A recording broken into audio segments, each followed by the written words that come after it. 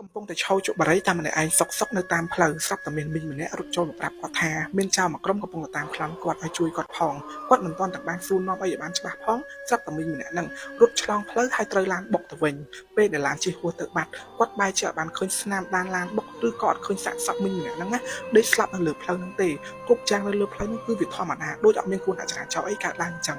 តើមីងម្នាក់ហ្នឹងគាត់គឺជាមនុស្សជាងធម្មតាឬមួយក៏គាត់ជាវិញ្ញាណតៃហោងដែលចាំនៅផ្លូវមួយហ្នឹងចំពោះរឿងរ៉ាវដែលគាត់បានចែករំលែកមកនេះគាត់មានឈ្មោះថាហេងប្រាប់ថារឿងរ៉ាវមួយនេះបើគិតមកដល់ឥឡូវហ្នឹងគឺមានរយៈពេល1ឆ្នាំគត់នឹងឯងទាំងអស់គ្នាវាកើតឡើងនៅក្នុងខែ6ឆ្នាំ2024ពេលដែលគាត់ទៅដើរលេងនៅតាមខេត្តជាមួយនឹងពួកម៉ាក់របស់គាត់តាមទៅគម្រោងដើរលេងជុំពួកម៉ាក់របស់គាត់ហ្នឹងណាពេលហ្នឹងគឺពួកគាត់អត់មាន plan ទុកមុនអីទេពេលហ្នឹងគឺពួកគាត់កំពុងតែអង្គុយផឹកស៊ីជុំគ្នានៅក្នុងផាប់ហើយនៅពេលដែលអង្គុយផឹកស៊ីហ្នឹងរបៀបថាចេះថានិយាយដុកគ្នាទៅវិញទៅមកអញ្ចឹងណាចង់ទៅនេះចង់ទៅនោះអីអញ្ចឹងណាគាត់នឹងនិយាយភ្លាមអីភ្លាមនេះគាត់ចាប់ដើមឡើងឡានឡើងទៅខេត្តហ្នឹងហ្មងទាំងអស់គ្នាហើយពេលដែលឡានដែលគាត់ជិះទៅហ្នឹងគឺជាឡានរបស់ហេងខ្លួនឯងហើយគ្នារបស់គាត់នៅក្នុងហ្នឹងក្នុងឡានហ្នឹងគឺមានគ្នាទាំងអស់គឺ4នាក់សិតតែប្រុសពួកម៉ាក់គាត់ទេអញ្ចឹងគាត់គឺជាអ្នកបើកនឹងឯងទាំងអស់គ្នាចឹងថានៅពេលធ្វើដំណើរទៅគាត់ពេលហ្នឹងគឺអត់សូវស្វឹងទេស្វឹងតិចមែនតើអញ្ចឹងគាត់ក៏បើកឡានបន្តទៅទាំងអស់គ្នាប៉ុន្តែគាត់ព្យាយាមបើកមើលផ្លូវដែរខ្លាចថាមានប៉ូលីសចាប់វាស់ជាអកលគាត់ក៏បើកបន្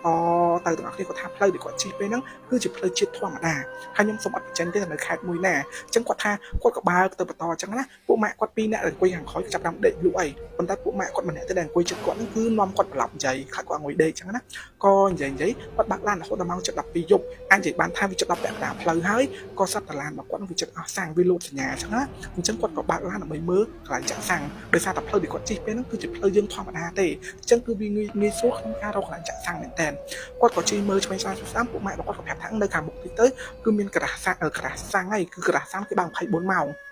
ចឹងគាត់ក៏ទៅនឹងឃើញមែនអត់គ្នាប៉ុន្តែនៅតាមផ្លូវហ្នឹងគូវាស្ងាត់ណាមានតាឡានកុងតឺន័រមានឡានបាប់ទៅមួយអត់ច្រើនទេហើយទាំងអស់ដឹងស្រាប់ពីម៉ោង2ដល់10មានអត់មានឡានម៉ូតូអត់មានម៉ូតូណាធ្វើដំណើរពេលយប់ម៉ោងប៉ុណ្្នឹងទេគេខ្លាចមានគ្រោះថ្នាក់ចរាចរណ៍ឬមួយក៏មានគេផ្លាន់អីចឹងណាពេលច្រើនគឺជាឡានហ្នឹងឯងហើយឡានហ្នឹងគឺតិចមែនតើអញ្ចឹងគាត់ក៏បើកឡានចូលទៅក្នុងក្រាស់សាំងមួយហ្នឹងពេលដែលគាត់ចូលទៅក្រាស់សាំងមួយហ្នឹងពួកម៉ាក់គាត់2នាក់ទៀតនេះដែលដេកនៅខាងក្រោយហ្នឹងគឺម្នាក់ហ្នឹងវាចង់ក្អួតអញ្ចឹងពួកម៉ាក់គាត់ដែលអង្គុយក្រោយម្នាក់ជាមួយគ្នាហ្នឹងក៏នាំម្នាក់ហ្នឹងចូលទៅបន្ទប់ទឹកទៅគួតបាត់ទៅចំណែកពួកម៉ាក់គាត់ម្នាក់ទៀតគឺចូលទៅទិញមីកំប៉ុងហូបចំណែកគាត់ពេលហ្នឹងអ្នកគ្នាគាត់ចង់ជក់បរិយមែនតើដោយសារគាត់ជាមនុស្សជក់បរិយអញ្ចឹងគាត់នឹងដឹងស្រាប់ថាបើសិនជាគាត់ជក់បរិយកន្លែងក្រាស់ហ្នឹងគឺវាអាចមានបញ្ហាឆេះក្រាស់ឆេះអីចឹងណាអញ្ចឹងគាត់ក៏ដើរចេញពីកន្លែងទៅឈរនៅកន្លែងផ្លូវជាតិពេលហ្នឹងគាត់ថាស្ងាត់ដល់គ្នាមានតែភ្លើងដែលចេញពីក្រាស់សាំងហ្នឹងមួយទេក្រៅពីហ្នឹងតាមផ្លូវគឺល្មិតស្លុបមានតាឡានកុងតឺន័របាក់ភ្លើងមករបៀបថាចាំងភ្នែកគាត់បានល្មមចឹងណាគាត់ពីហ្នឹងគឺស្ងាត់ហ្នឹងឯងអ្នកគ្នាគាត់ក៏ឈរជក់បរិយអស់ចិត្តមកដើរមកក៏ស្ដាប់តែលើសំឡេងសែកពីក្រោយខ្នងគាត់សែកជួយផងមានចៅប្លន់មិនត្រឹមតែមានសំឡេងសែកទេអ្នកគ្នានៅពេលគាត់ងាកទៅមើលច្បាស់គឺគាត់បានឃើញមីងម្នាក់រត់ចូលមករកគាត់មីងម្នាក់ហ្នឹងគឺពាក់ខោខ្មៅអាវរបស់គាត់គឺអាវសរត់ចូលមកអ្នកគ្នាហើយគាត់ថានៅពេលដែលមីងម្នាក់រត់ចូលមកចិត្តគាត់ណារូបរាងមីងម្នាក់ហ្នឹងគឺជាមនុស្សស្រីវ័យប្រហែលជាខ្ទង់40ឆ្នាំរត់ចូលមកហើយងាស់ខ្លួនចាប់ដៃគាត់មកហើយដៃមីងគឺចាក់ស្រែបទាំងអស់គ្នាចាប់ដៃគាត់រួចថាចេះអូនជួយមីងផងមានឡានអត់មានចៅប្លន់មីងមានចៅប្លន់មានចៅគ្នាវាមកក្រុមចង់ប្លន់មីងអញ្ចឹងពេលហ្នឹងគាត់ទៅពីថាសុកគេមកស្អែកអញ្ចឹងគាត់ទាំងលើដែរគាត់មើលឆ្វេងស្ដាំចេះមើលឆ្វេងស្ដាំសុកគាត់មិនទាន់បានសួរនាំមីងនឹងឲ្យបានច្បាស់ផងណាមីងហ្នឹងរត់ទៅកណ្ដាលផ្លូវគាត់រត់ឆ្លងផ្លូវប៉ុន្តែចៃដល់នេ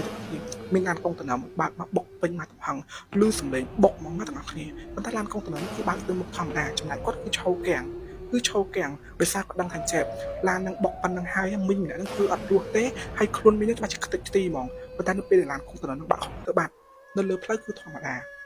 លើផ្លូវគឺធម្មតាអត់មានស្នាមឈាមអត់មានអីទាំងអស់ពេលហ្នឹងទាំងអស់គ្នាគាត់ហេតុតែចង់ឲ្យច្បាស់ក្នុងចិត្តគាត់កាន់ទូរស័ព្ទរបស់គាត់បើក flash រួចដើរទៅកន្លែងផ្លូវហ្នឹងតែគាត់ហ៊ានឈរនៅកណ្ដាលផ្លូវណាគាត់ឈរនៅចំហៀងប្រចាំផ្លូវមើលជុំវិញហ្នឹងតើមានអីអត់នៅពេលដែលឈរមើលទៅអត់មានស្អីទេទាំងអស់គ្នាអត់មានស្នាមដានមានស្អីទាំងអស់អត់មានស្អីសូម្បីតែបន្តិចនៅលើផ្លូវហ្នឹងគឺវាធម្មតានឹងឯងពួកម៉ាក់របស់គាត់ដែលអង្គុយជិតគាត់ហ្នឹងគាត់ដើរមកប្រាប់គាត់ថាសាំងចាក់ហើយអាពីរនាក់ហ្នឹងក៏គួតហើយដែរទៅតទៀតអញ្ចឹងពួកគាត់ហ្នឹងក៏ចាប់លុបមុខលុបអីទៅលុបមុខនេះក៏ឡើងតែគាត់នៅឆ្ងល់ចេះចំអីគាត់ឃើញនេះគឺជាអីគេគាត់គិតនៅក្នុងចិត្តហ្មងគាត់នឹងឆ្ងល់ផងរឿងភ័យផងរឿងខ្លាចផងតែគាត់ហ្នឹងក៏និយាយថាប្រហែលជាពពួកអ្នកដែលគេស្លាប់សាក់ចរាចរណ៍នៅតាមផ្លូវហ្នឹងទៅគេមកឡងអីចឹងណាហើយគេក៏ទៅបាត់ទៅគេមិនមកធ្វើគាត់ទេគាត់ក៏បាត់ឡានចេញទៅនៅពេលដែលបាត់ឡានចេញពីកន្លែងហ្នឹងបន្តដំណើរទៅមុខទៀតពេលដែលគាត់បាត់ឡានបន្តទៅមុខទៀតទាំងអស់គ្នាគាត់មើលតាមកញ្ចក់ឡានគាត់បានឃើញមីងម្នាក់ហ្នឹងទាំងអស់គ្នាឈរនៅកណ្ដាលផ្លូវកន្លែងដែលគាត់បានឃើញឡានបុកស្លាប់ហ្នឹងឈរនៅកណ្ដាលផ្លូវហើយលើកដៃបក់ចេះ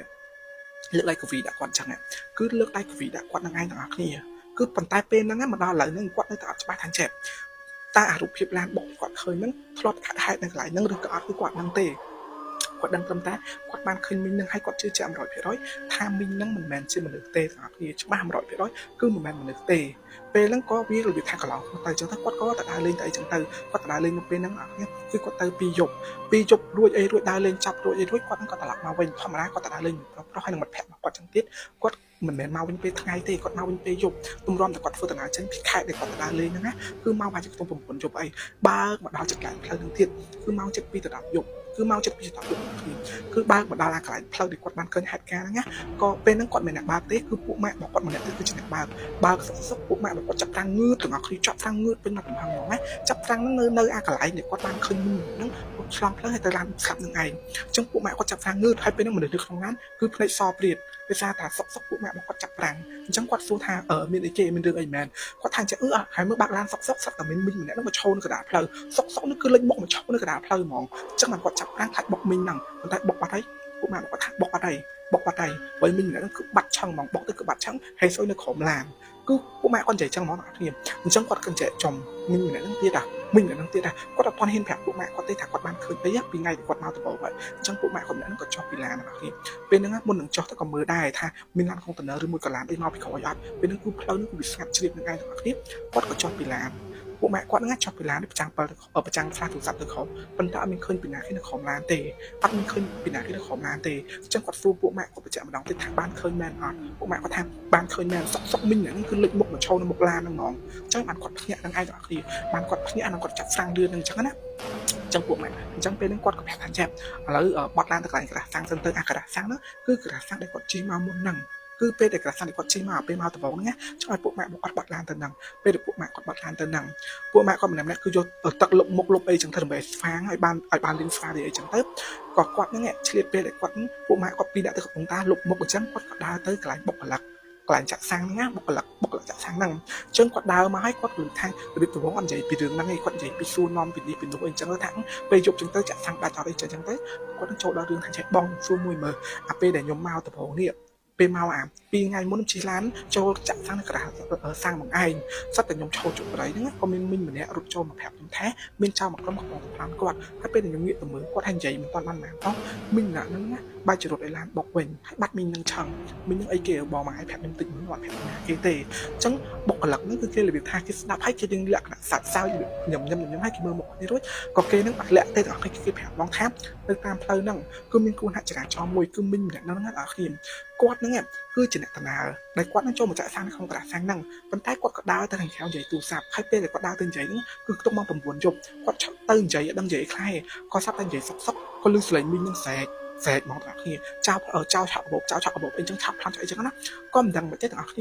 សាប់តែមីងនឹងគាត់រត់ឆ្លងផ្លូវត្រូវឡានបុកគាត់នឹងឯងត្រូវឡានគាត់បុកហ្នឹងគឺបុកស្លាប់នៅកន្លែងមុខនឹងឯងទាំងអស់គ្នាអញ្ចឹងក្រុមគ្រួសារក៏យកមីងនឹងធ្វើបន់អីចឹងទៅហើយអារឿងរ៉ាវមួយហ្នឹងក៏អាសាមានគេជួបខ្លាំងណាស់មិនមែនមានតែគាត់ហើយនឹងគ្នារបស់គាត់ទេគឺមានគេនិយាយប្រាក់តែឆោតតែជាពិសេសស្បែកតែគាត់ជាបុគ្គលិកធ្វើការហ្នឹងគ្នាឲ្យទៅចាប់ឡើងពីម៉ោង2ដល់ម៉ោង1មកអីទៅ